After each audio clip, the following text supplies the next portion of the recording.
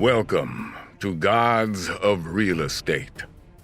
Open your mind and prepare yourself, because you're about to go on an unforgettable audio tour. Every week, your imagination will be kicked into overdrive as you're taken through someone's mind-blowing fantasy house. We'll go room to room as the creator describes the otherworldly magic and unbelievable future tech with raw humor that only the coolest people have the capacity to appreciate. That's you.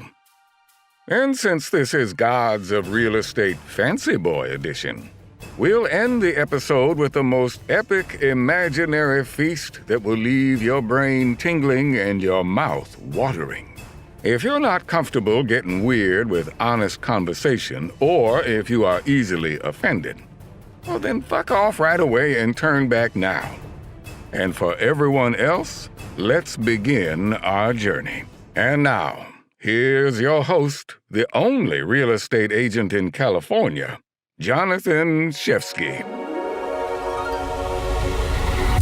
Shalom, y'all. Super stoked as always. Our creator today is a super talented filmmaker, media company owner. He's the owner of Hamilton Pro Media.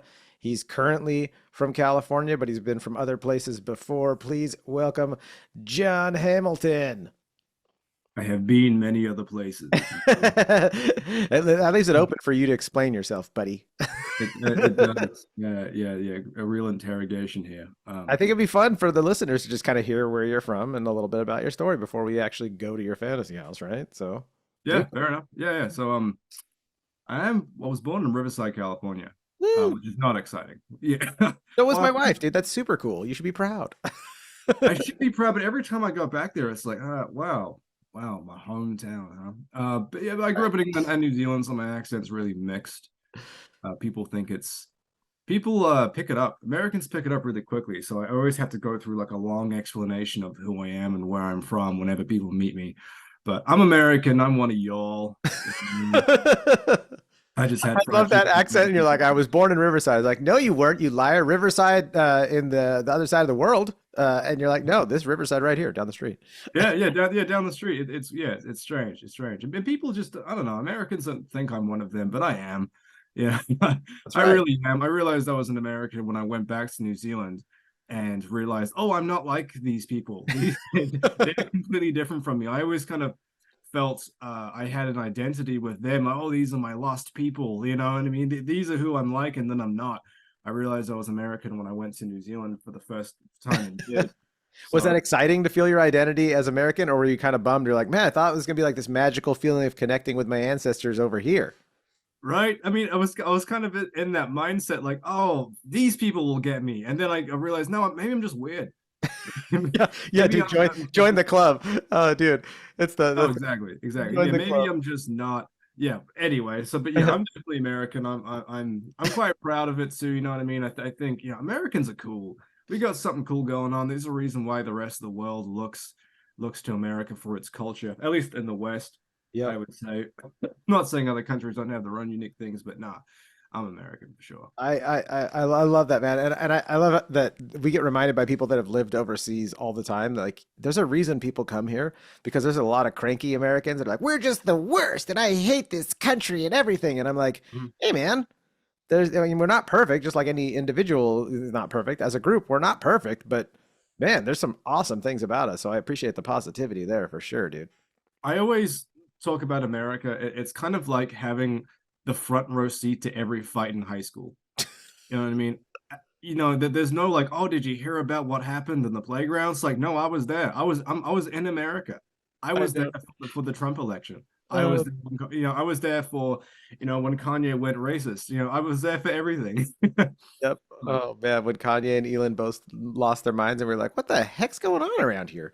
Yeah. No, it's cool. Like I do like being from here, and especially where I'm at in Southern California. This has just been, I remember growing up watching all these American movies, because I lived in England before I moved here. I lived in a little village called Sileby in the Midlands, in Leicestershire, and watching all these American movies like Fast and the Furious, and Yep. and all the kind of stuff like that, and just dreaming of coming here and being here. And even now, I've been here since I was 9. I still look around and think, oh God, I'm not in England anymore. Thank God. Well, I have a lot of English family, and I love going to visit them there. But I need the sunshine, like hot on my skin. So there's only so much I can handle. As much as I can't handle the hot temperatures, I need the sun to blast down on me at all times. It's a beautiful place to visit. I'm going there in May.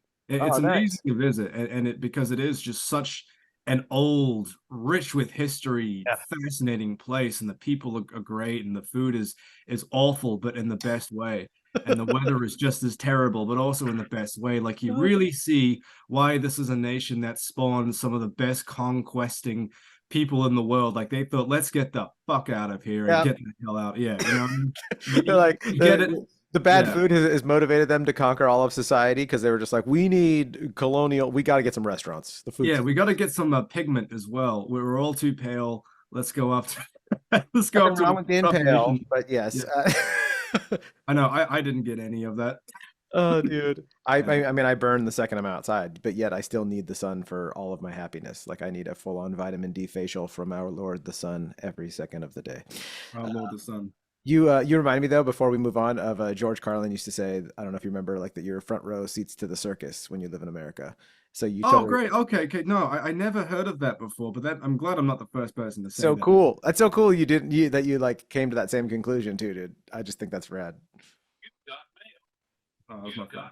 Hold on, that was my phone. Let Oh me my turn that off. gosh, this is the modern podcasting issues that we have. John's got mail, not John Shevsky, John Hamilton. Okay. All right, John. Are you going to read that email after we're done, or are you going to read it out loud over there to all of our listeners? What is this, elementary school? You want to read the note in front of class? Uh, Stacy likes you. oh, dude, I think people would like to hear that. It's kind of uplifting to hear something just simple and fun like that. But let's get into it, dude. What's the name of your fantasy house? Waiuku. Waiuku. Yeah, so Waiuku is the town in New Zealand my mom grew up in. And and as a real estate videographer, I filmed hundreds and hundreds of houses. So my imagination is really based on what I've seen and what I liked. I like to kind of have an imagination where it's somewhat achievable. Yeah. So I would say, like, it's called Waiuku, and it's going to be placed at at an area in New Zealand called Piha Beach. Aerial drone view.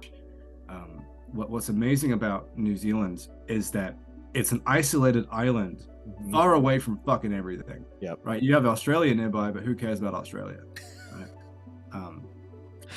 Right. What makes New Zealand so special is that it is so isolated and it is so away from everything. Yeah. That I always get a strange feeling when I'm there, like I'm truly on the edge of the earth. Yeah.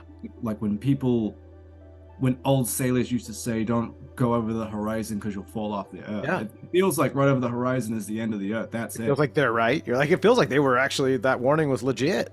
Yeah, it's weird. It kind of feels like you're just one step closer to the afterlife in a weird way. Oh, I don't know if dude. it's because my family's from there or if I got some kind of connection, but every time I go there, I've got a very special feeling, like it's a resting place for me in a way. I don't know how to describe it. I love that. I mean, I think you do know how to describe it because what you just said is like the Board of Tourism for Weird People's advertisement. Because I'm like, I kind of want to go even more now.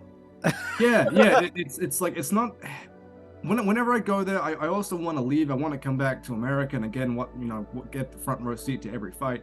But again, like New Zealand is just so far away from everything. It's very peaceful, very isolated.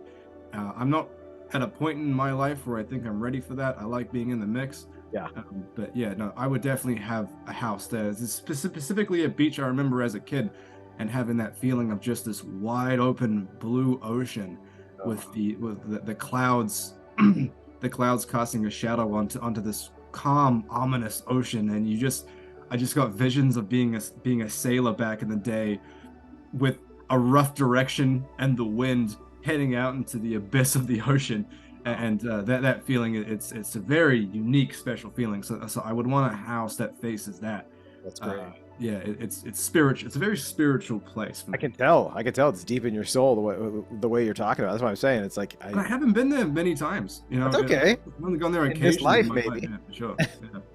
You know, there's a lot of beliefs that you carry everything, like your DNA or something carries everything from since the beginning of time of all your ancestors, you know. And Mhm. so you know, you can trace that back to us just, you know, crawling out of the sludge as some sort of weird you know, amphibian, or you can just go back to New Zealand. But it somewhere in that timeline, it's like maybe you've only been there once in this life, but it's like, look what you know, how many millennia of your family has been there, so you've got a connection to it. That's rad. So we're at a beach house in New Zealand, and can you describe the house, like the color, the shape, like what the exterior, if the, you know, what the yard's like or anything like that? I was having a hard time figuring out how I would really want it to look because I do love the look of these modern homes. I filmed some beautiful modern mansions out in Laguna Yep. that are stunning to look at from the outside, but in the inside they're quite dull and characterless and Oh yeah. vicious and fascinating. But I would You and I say have filmed a few of those kind of places where you're like, what kind of guy lives in here? And you're like, I don't know if they're Right, happy. right, They're exactly. huge. It's like I like coziness. Yeah. And I would say one of my favorite houses I filmed was probably one of the simplest, and that was a house in Redlands. Just an old mid-century home Yeah. that you could tell there was like memories in it. Yeah. You know, that you can tell there was a couple generations have grown up in that house, Mhm. and just the layout, it was lots of big windows. I guess I want me to describe it for you. Yeah. It was a small For the house, three listeners. bedrooms, nothing crazy, small house, three bedrooms, really simple, but it just has a lot of space around it because New Zealand is filled with all these paddocks filled with sheep. Yeah. So lots of space around it, and this oddly out of place Southern California mid-century home with a red door. You got a red door on your fantasy house? I love it. That's cool. Yeah, it had a red door. It had a red door in the house. I thought that's awesome. I love that. That's And classic. yeah, it was if there was ever a home I wanted to spend the rest of my life in, it was that house. So Rad. and yeah, it was a real small house, but it has these these big windows to the outside world. The problem I have with a lot of these modern homes, especially these track houses that I always seem to do out here in the Inland Empire, is Yeah. that they've got these tiny windows Yeah. that just remind you that we are an insular society that spends most of our free time online now. You know what I mean? Like, don't look out the world that much. You need a little bit of vitamin D from the sun, but screw that. Get back on the internet. You know what I mean? Whereas back in these days when they're building these houses, they wanted to bring light in. All this natural, beautiful light will come into this house and warm it with the presence of the outside world. So I really love that about the home. I love that too, man. And I would I'm have a that. huge, well, you and I have filmed stuff that has windows, and you and I have both like geeked out on like, look at the size of these windows, like, because some builders do that. But can I give you a professional just to tell you why those windows are small? It's not a design I would thing. love to know. Yeah, actually, yeah. It's just a utility decision for the architects, because in Southern California and all over the world now, but especially where I know in Southern California, what developers do, because the land is so expensive and the consumer has not rejected this, much like the tickets price for Disneyland is like they keep raising it and they keep filling to capacity.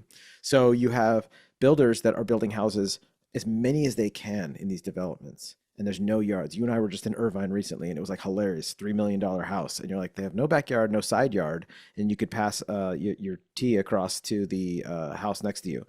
Um, they're jamming these houses together, and when the consumer walks into these houses, if the windows are not strategically placed, so they have big windows in certain areas, but a lot of spots just have small windows, they would see how they are crammed in a lot, basically buying a $3 million apartment out in the suburbs. So you Oh, can't put right, those right. big So windows on the sides of the house. trickery. Sometimes you can't have them even on the front of the house, because then you just look outside and see, oh my God, there's no front yard, which is after the fact, you might realize, okay, I want space in front of me and that road. There's no driveways a lot of times. And then across the street, instead of seeing a house comfortably placed with enough space for each house and each individual family or people to enjoy, they're jammed together in a way that is not aesthetically pleasing. No, no, Just think no, of the it's last place not. we looked at in Irvine. No offense to any of the developers out there listening, not that they do listen to podcasts like this, but you have to have small windows, because if the consumer walks into that, they go, ugh, something's off here. But if they don't have those, it takes you a while to notice that. And that's why those a lot of times when they're built that close, they're starter homes, and people eventually go, "Get me out of here, get me somewhere with space." But that's the reason, dude. So it is a utility reason. It's not just because the designers like doesn't know that people like big windows. They know people like it. They just if they had them everywhere on the house, you would be in the house going, "Why the hell are these houses all jammed together? I don't feel right in this neighborhood." Right. I mean, as a matter of fact, it's right because these houses are jammed together with very little space. Like, for example, the Yeah. room I'm in right now, Yep. I've got a big-ish window in front of me that faces directly to the big-ish window directly next door. You know what I mean? Yep. So if Yep. I walk in naked, decided to throw the towel off and dance to my favorite Lady Gaga song, they're all going to be able to look in and see. I don't have a problem with that. Let me but just let our listeners know that that's what you're doing right now on the Yeah. fantasy house. Oh. Like that's what's happening right now. You're showing me and the crew around, and you're giving us this exterior tour. We're actually in the drone watching you, and we zoomed in, and you are naked headbanging to Lady Gaga. When I say headbanging, I mean both heads are swinging. Yeah, I do it once a week for $4.99 a month on OnlyFans. So come check it out. Okay, so is there? Take us to the entrance of the house. We are at that red door. You're going to welcome us in and show us the bathroom of your fantasy house. Bathroom. I didn't think about this. Let me Improv just it, bro. think. Fist bump. Improv it. Improv. Okay, let me just think. I mean, some of the best bathrooms I've gone into. I loved some of my favorite houses have been older houses in Los Angeles. Older houses in Los Angeles. Yeah. Because what's cool about them is that a lot of them were once like I think some of them have been custom built or at least changed over the years. I know Redlands, California. That's another one of my favorite cities out here is in like California. Has all these custom built Victorian style homes, and while some of them get very old and outdated, some of them are slightly modernized or just been changed by the owners over the years, and they all you can kind of see where they had their own ideas. And some of these old homes in LA, for example, they have a bathtub that's on a raised floor. Like Yeah. it's not just flat on the ground, like knee height. It's kind of up to your chest and it sinks into that platform. Mm-hmm. And I always loved that that little idea because you're not stepping into it. I don't know. I'm trying to sound smart here, but Yeah, you're you are. you're walking up. You're walking up to it, you know what I mean? And it's Yeah. it makes it more of it's like a throne in a way. It's like Yeah. a king's throne, and it's your bathtub. And while while Americans don't really like bathtubs, I know they do I do. I love yeah, right. Well, most don't. In the UK, it's a huge thing is having a bath. Yeah. And I think we all should be taking more baths because it's such a nice. It's what's that called? A ceremony. It's more of a ceremony. Ritual. The shower, ceremony. just like get in there, you tool and wash yourself. But it's more of a ceremony. You get in there and you think about almighty awful things about your wife or whatever, in a sexual way, of course. Not getting evil here, but I didn't know if that was like if you were being humorous in a sexual manner, or you're just thinking about how much your wife's driving you crazy and being annoyed with her. hey man, I said it and it came out and it went a couple different directions. I'm gonna leave that up to the viewer, but I'm not even married, so moving forward. Point is that you get some times for your thoughts, and that's why I love about a nice raised bathtub. It's a ceremony. Is there anything else in that bathroom though, John? That's like shows high tech. It's magic. Like I want to know stuff that's gonna go. Like people are gonna be like, whoa, I never heard of that for a bathroom. Like a raised bathtub is rad, but like take it to that next level for the listeners. All these imaginary architects that want to be inspired. Okay,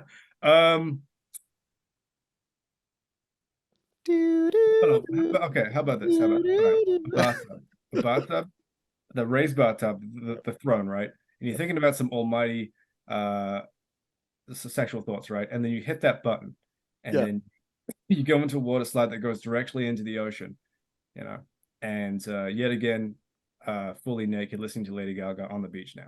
You know what I mean, that is what I would do. Like a little hack, you push the button and you go sliding out to the beach shore. Yeah.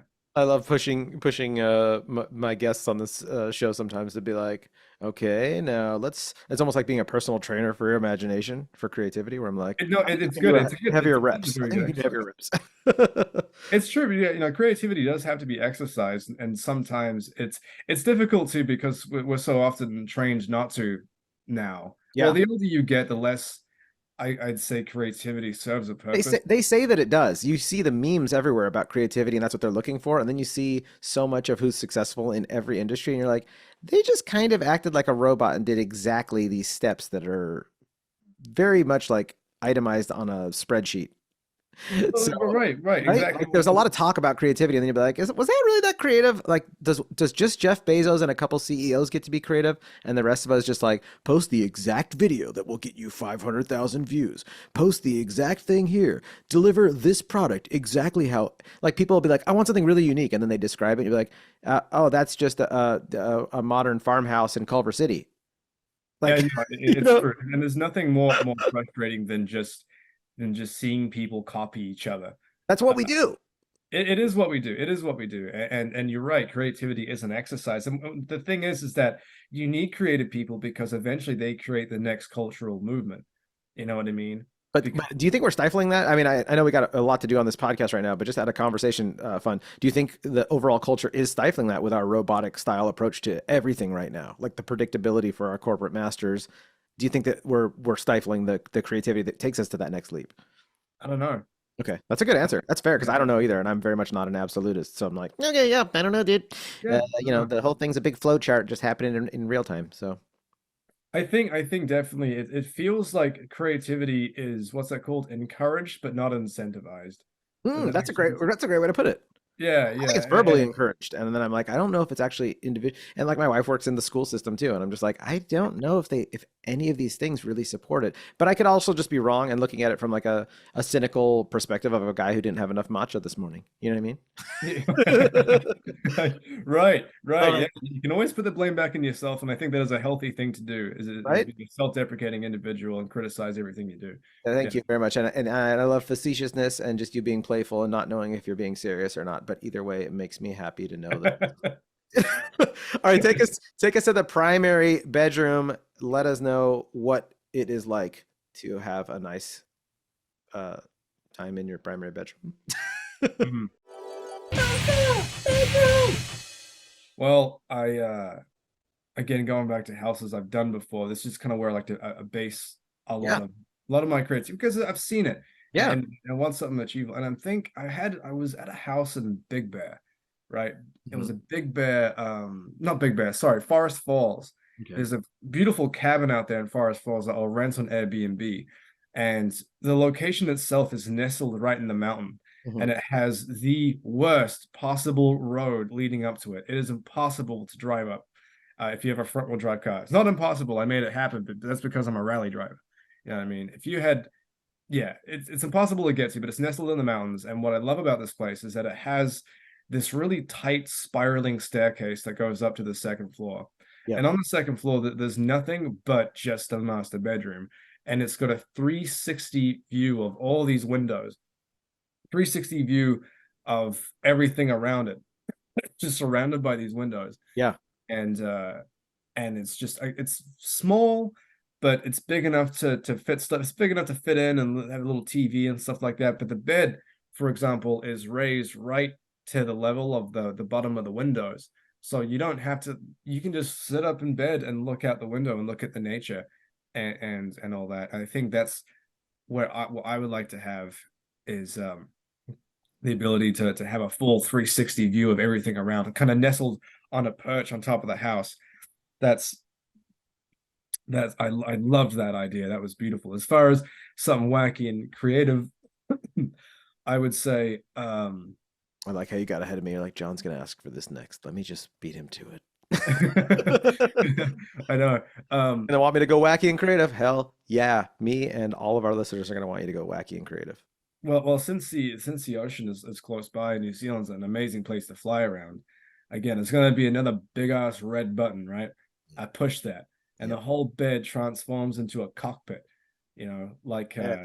based off of a Japanese Zero. You know what I mean? The whole thing just transforms, Yep. and then you have like a 360 view master bedroom airplane boat, and then you sit Yeah. on the ocean like a seagull, and you, Yes. you collect some fish, and then you go and take off and fly around the mountains and the cliff edges of Auckland, Oh, Yeah. it's so cool. Have you ever seen Crap Brothers? It's a kids No. show, but maybe my kids watch it. It's a PBS show. It's fantastic. It's these two brothers, but it's half of the show's cartoon, and they're in this giant. It's called the Tortuga, but you just reminded me of that. Like they fly around the globe on this in this like giant tortoise thing, spaceship kind of thing, but it can float and do all these different things, go underwater. So it kind of made me think of that, and I love that. That's the kind of stuff that I love so much about this show. It's just like someone telling me that kind of thing, and you just did it, and it's so rad. Um, what's it called? What do you call your primary bedroom that turns into a cockpit? Gotta have a name. It's got to have a fun name. Yeah. Well, without wanting to be juvenile and just call it the cock plane. I think, The cock plane. Oh, well, all let's right. be clear that, how they don't call it the master bedroom anymore. They call it the primary Primary. bedroom. That's right, dude. Yeah, we'll call it the primary cockpit. The primary cockpit. I love it. You're a Yeah, real you primary flip in cock that yourself, button, sir. and then you're wrapped into this cockpit, and you go ahead and fly about. My granddad was a pilot. He used to fly because when we were living in New Zealand, he had a big bit of farmland. He was a farmer. Yeah. Had an airstrip on his land, as well as like an airplane hangar, and he would fly a Tiger Moth. That's what he would call it. He wanted to be a pilot in World War II, but he was too young. Yeah. But he ended up buying a plane called the Tiger Moth, and he had a I forgot what they call now, but like very lightweight, basically plastic planes, the big swamp motor on the back. I forget what they're called now. Ultralights, I think they're called. Yeah. And he had an ultralight plane and would fly around and fascinating way to live. Real like you can't just do that anymore. That's Yeah. his yeah, like his hobby. Like mine is to go for a little spin on the bike or a hike, and his would be to hop in a plane and fly around. On his land, just take off and land. It's just Was he a happy man? Do you know? I didn't know him that well. Okay. That But seems like the kind of thing that you'd be like, wow, that guy's just having the time of his life. You know what I mean? I don't think people back then were too concerned with being happy. That I is think I think they probably were more concerned about surviving for one, and just I don't know, like I think people approach life very differently back then. yes, they And did.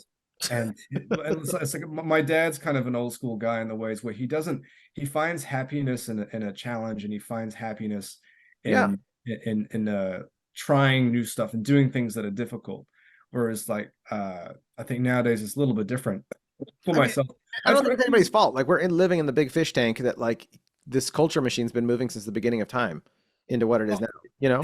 Exactly. The chimpanzees, they're in little tribes and they do evil and wonderful things, just like humans are in little tribes. We do evil and wonderful things, and it's like you're just born into this thing where you don't even realize. I think it was that economist had that saying that like nothing's in a vacuum, so you can never get like everything's going to be biased at some way. So you think you're like, oh, this is a real pure answer, and it's like, well, it's biased to everything that your entire existence has built up to you answering a question. So who knows what made them happy in the old days, what makes us happy now. If there's a better choice, if you're like, oh, we got all these people that want it should be it should be like it was in the old days. It's like I don't know. And then people say it shouldn't be like that, it's all awful, it should be like this. You're like, well, I don't know. Like it's who knows. Like if your granddaddy's my grandparents were different too, and so were my parents. Right. Yeah. I mean, it's yeah, especially these. I mean, I think back then too, you didn't have as many choices. And I think that was better. Whereas now for like in a 10-mile radius, I can go to a parkour gym, I can go to paintball, I can ride a motorcycle, I can go hiking, I can do a ton of different stuff, a ton of different activities that my granddad just didn't have in his farm in New Zealand. You know what I mean? So I don't know if it's a better way to live. I think having limited choices makes decisions easier. And myself in particular, I think a lot of us. Yeah, decision fatigue's huge. People brought that up so many times lately. Decision fatigue, and I'm like, yeah, I feel it too. Yeah. It's It gets exhausting. exhausting after a while. Yeah, totally. So, can I just say that in your episode of Gods of Real Estate, if I had to take one word away from this, and I had to like give our listeners a one word from this, it would be like simplicity. Simplicity, and that's true. And like my granddad lived a simple life, and he been a pilot his entire life. I actually have a nautical chart, a sectional chart, sorry, of his flight route in the part of New Zealand he lived in Waiuku. So I have that downstairs, and yeah, just a fascinating way to live. And I think that's where I'm kind of getting that concept from. Big, big patch of land, small house, right by the beach in New Zealand. It's basically when my grandparents' house was, really. Yeah, I like how we're kind of getting back to that, which is beautiful. Well, what was your do you know what your grandma and grandpa's name was? Yeah, so my grandma's name was Malvina, and I was named after my granddad. His name is John David Rees. Dude, that's rad. I love that name. One of a kind, mind-blowing room. For me, I'm a huge fan of sim racing. Yeah. So I've got like a wheel. I always wanted to be a race car driver, but that's all very expensive stuff, and we're a working class family. So I will have a big ass sim racing setup. Wheels. That sounds sexual. It is. That's what you think about in the bathtub. Am I a perv because I just pictured your finger literally just doing like, how people do the circle thing on their wine glass, but over an asshole? He's a real sim racer, that one over there. This is what men talk about. You know what I mean? This is what we do. Listen, I'm making it professional. I envision you in a full Formula One, like a full racing, like fireproof suit, and like you're wearing the gear. Yeah, exactly. My girlfriend. Asshole that your finger's going around in circles on. Yeah, exactly. It's a little bit embarrassing, but also kind of intriguing to many people. So I'm gonna have a big ass sim racing setup. Your grandparents in the afterlife watching this episode, going, "Oh my god, this is what I." He was a bit funny. That's why we didn't want him here. He was an American from the second he was born. It's a sim. Is it a sim racing room for like with a sim setup or what? Yeah, sim racing room. They got these really sweet hydraulic or gas powered, I don't fucking know, but they got these big shock absorbers on the side now that will move along with the car. It'll get data from the car in the video game and move that along.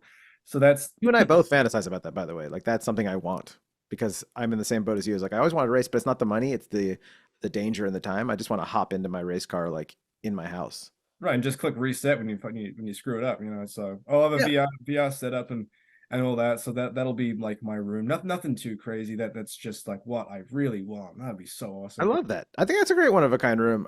Take us to your kitchen, dining room, and then let's have that epic meal described to us. What's the kitchen like? Kitchen and dining room and our epic feast. So I did this house a little while ago that had this really big kitchen with that center island in it, and it had a big griddle. Big griddle right in the middle of the kitchen. And middle griddle. Yeah. Little griddle? Is that what you said? Middle griddle. What was that? I said middle griddle. Yeah, middle griddle. There we go. I'm glad I asked for that. You said it had that big griddle right in the middle of the room. I was like, the middle griddle. Big middle griddle. Yeah, no, big ass middle griddles. I thought that was really cool. I cooked some breakfast down there, and easy to clean. So I would have that and cook some stuff. And what's the countertop look like on that big island with the grill? That black marble we saw at that one house we did in Brasada. I thought that was yeah. Black marble. It doesn't get too dirty and all stained. You still got to clean it and all that. But I like the idea of black not having many stains to look at. So when you're having an off lazy day, you're not gonna notice it all that much. So I'd have that and a sink, a good old sink. Another feature that I saw in the house one time that I thought was very cool was the stovetop. If you put like a pot on the stovetop, and you turned on the stove, it instantly boiled the water. Like within a few seconds, it was just like poof, on. Yeah. Magic. I don't know how the hell it works, but that will be in there. And just one of those Tesla robot chefs that I can yell and abuse like Gordon Ramsay. You know what I mean? What would you name this one? Would you name it Gordon Ramsay, or would you have a differerent name for it? I'll call it the donkey because he likes to call everybody donkeys. Oh, that's great. Donkey. Yeah. I love Gordon, and I love that. Like, there's anytime there's an homage or any kind of dedication to him in this. This is great. What color's the hardware on this? On the robot and the around the kitchen, like the sink and the door handles and all that kind of stuff. What does it look like? I want the robot to look like an authentic, Ohio chef. It just looks like it came from a horrible Irish home. Oh, dude! And it's covered in crap tat. This is like the guy from The Bear, basically like that. You know what I mean? It's like it does a bit of poetry in its free time and all Those are that. like the rich chefs of LA in reality. Like those are the ones that drive the Ferraris and the McLarens that were on all the cooking shows. They look like Yeah, that. it's true. But that's funny, dude. I want it to be chain smoking. I want it to be swearing. And I You've want got to a be robot able to- that's smoking. Oh, for sure. Like I want a robot that's just basically a human, but won't fight back. It's like going to yell at it like I'm Gordon Ramsay, and then it goes out to the back and has a smoke, kind of squats down and goes like, "Man, I should have just been an author." You know what I mean? Gone the Anthony Bourdain route. So You know, have a self-conscious robot. Yeah, for sure, with all these crap tattoos on there. Well, So yeah. dude, what kind of meal is this self-conscious robot made for us? Give us the description. I want you to really relish in this. You've got 2 minutes before we're done. Full description of the meal we're about to put together. What are we drinking? And then let's go through the courses. I want like a really crappy $4 vodka cranberry because there's something about that that just reminds you of being underage and boozing for the first time and just getting completely wasted Yep. and having the time of your life before you really saw the damaging effects of alcohol. Yep. So I want that. Okay. As far as food goes, I'm drinking that with you then. That's what we're drinking right now together. yeah, exactly. Okay, Yeah, cool. yeah, I'm drinking vodka cranberry Yep. through a chewed up straw Yep. that you shared with someone. Had a you know? Band-Aid in mind from your freaking robot donkey. Yep. Yeah, exactly. Yeah, exactly. Real strong pour in there and all that. Oh yeah. And either that or like I remember when I was a kid, we used to get we used to get a bottle of water, well, Mhm. just a water bottle, and fill it up with all the liquor from our parents' houses. Yep. And, Oh, yeah.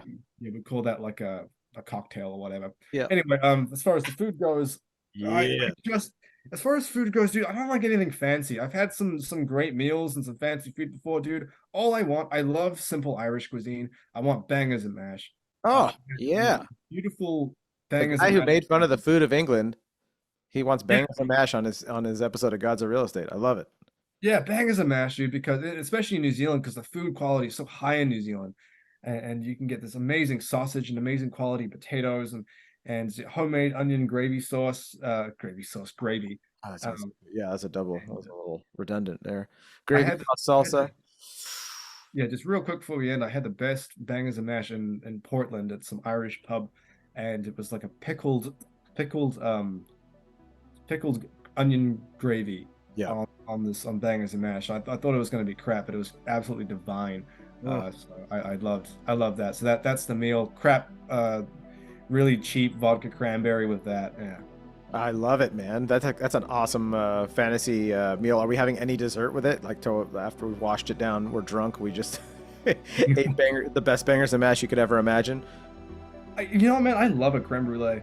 Oh my god, that's my wife's favorite too. And I've learned to love it too. So Dude. I love creme brulee. It's the best. It's the dessert of desserts. I'm such a fatso though. Like I feel like that little tiny thing of it is so European to be like, we're done. Like I want a freaking weirdo bowl of that, which is Cake. yeah. Yeah, Oh, Americans God, like so cake. good. Dude, thank you so much for doing this. Where can people find you? Where's all the imaginary architects that want to look you up? What's your Instagram? Yeah, my Instagram is Hamilton_pro_media1. I gotta change that back to just Hamilton Pro Media. Be my 165th follower, please. Do it, guys. It's great. John's amazing. If you want to get any kind of media done for real estate or other business projects, he's just so skilled. I love making content with you, dude. It's absolutely one of my favorite things to do. Thanks for having me on, dude.